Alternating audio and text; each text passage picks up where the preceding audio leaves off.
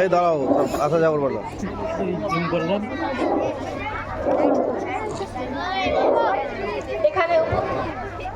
এখানে উপস্থিত সকল অভিভাবক অভিভাবিকা, স্নেহের ছোট ভাই বোন, বড় দাদা দিদি এবং পাশে বসে থাকা দূর দূরান্ত থেকে আসা সম্মানীয় অতিথিবৃন্দ, পরিচালক মহাশয়, শিক্ষক শিক্ষিকাগণদের জানায় এশিয়ান ইন্টারন্যাশনাল মডেল স্কুলের পক্ষ থেকে আন্তরিক শুভেচ্ছা এবং সালাম।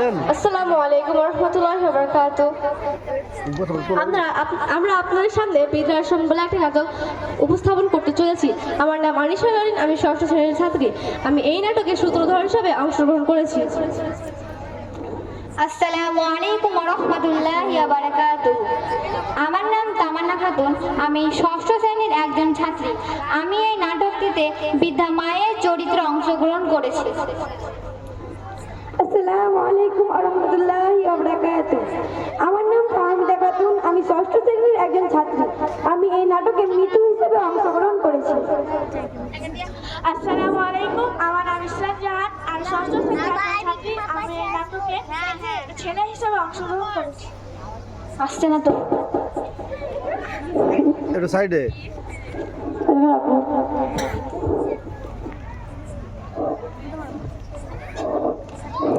চলে গেল যারা।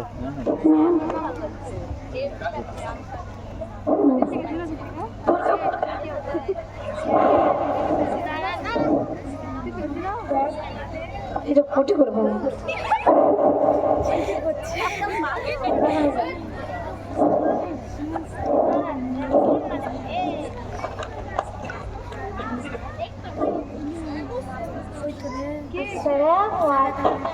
আসসালামু আলাইকুম, আমার নাম রিজিয়া।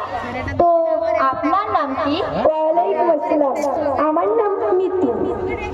ও মিতু, আমি মাত্র 7-8 দিনের জন্য এখানে ব্যস্ত এসেছি। করছি। আসলে কি হয়েছে জানেন, আমার ছেলে বাসা শিফটিং করছে। আমার দেখভালের জন্য কেউ নেই, তো তাই আমি এখানে চলে এসেছি। কি করে আপনার ছেলে? আমার ছেলে কি করে, মস্ত বড় এক কোম্পানিতে কাজ করে। আরে আমি তো ভুলে গেলাম, আমার ছেলেটাকে তো একবার ফোন করে জিজ্ঞাসা করে নি ও বাসায় ঠিকভাবে পৌঁছালো কিনা। হ্যালো খোকা, নিচে আছে।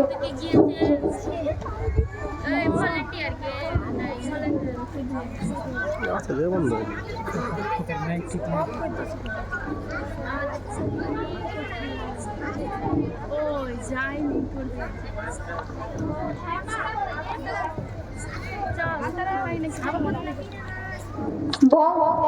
হ্যাঁ মা, আমি একটু ব্যস্ত আছি, একটু পরে কথা বলছি। তোকে শুধু এটুকুই জিজ্ঞাসা করার ছিল রে, তুই বাসায় ঠিকভাবে পৌঁছেছিস তো? মা, আমি তোমাকে বললাম তো আমি একটু মিটিং এ আছি, একটু পরে কথা বলছি।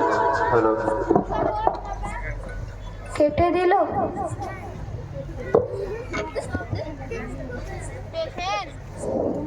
কি বললো আপনার ছেলে? আমার ছেলে কি বললো, সে বললো পরে ফোন করবে বলে ফোনটাকে কেটে দিল। আপনার ছেলে মিথ্যা কথা বলেছে, সে আর ফোন করবে না, এমনকি আপনাকে বৃদ্ধাশ্রম থেকে বাড়িও নিয়ে যাবে না। এই কেমন কথা বলছেন আপনি, আমার মোটেও এখানে থাকার চেষ্টা নেই। আপনার ছেলে তো আপনাকে ভালোই বাসে। কি দেখুন, আমার ছেলে আমাকে অনেক ভালোবাসে, কিন্তু আমার একটাই চিন্তা, সে আমাকে দূরে ছেড়ে যে কিভাবে আছে। আপনি এইখানেই থেকে যান, খুব সুখে শান্তিতেই থাকবেন। কি দেখুন, আপনি আমাকে যতই বলুন, এখানে সুখ শান্তি সব আছে, সময় মতো খাবার মিলে, অনেক বন্ধুও হয়, তাও আমি এখানে থাকবো না। দেখুন, আমার তো বলা উচিত নয়, তবুও বলছি, আপনার না আমাকে দেখে খুব হিংসে হচ্ছে। কেননা আমার ছেলে তো আমাকে নিতে এসেই যাবে, আর আপনার দিকে কেউ মুখ ফিরেও তাকাবে না। প্রায় 15 দিন কেটে যাওয়ার পর বৃদ্ধ মা তার খোকাকে ফোন করে। এই তোমার যাবো না দিকে কেউ, ক্যামেরা করছি। হ্যালো, এদের চুপচাপ বসা হয় না। হ্যাঁ মা, তুই তো ভুলে গেছিস রে, 15টা দিন হয়ে গেল। আহা মা, আমি তোমাকে বললাম তো আমি আনতে যাবো তোমাকে। আর তাছাড়া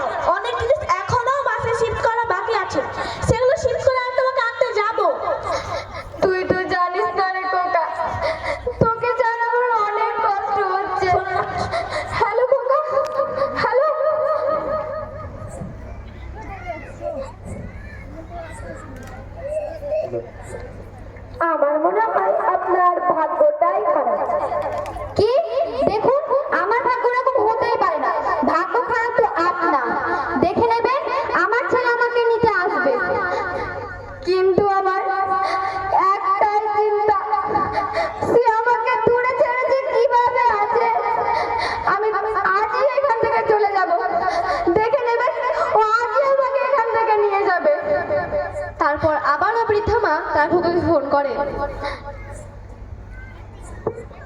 হ্যালো খোকা, তুই শোন না রে, তুই আজই আমাকে এখান থেকে নিয়ে যা না রে খোকা। মা, আমি তোমাকে একটু আগে বললাম তো আমি ব্যস্ত আছি, আর তাছাড়াও আমার কাজের প্রেশার একটু বেশি। ফোন রাখছি।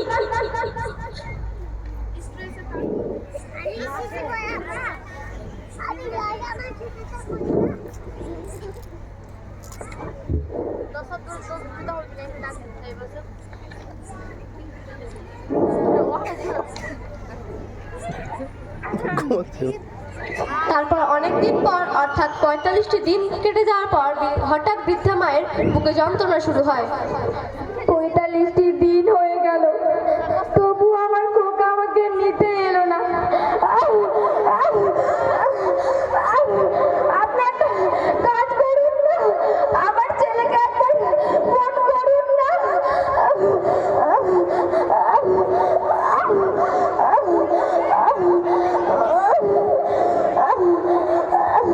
ফোন করলাম কিন্তু ধরলো না। কি? ফোন ধরলো না? আপনি একটা কাজ করুন না, আপনি একবার আমার খোকার ছবিটা হাতে দিন না।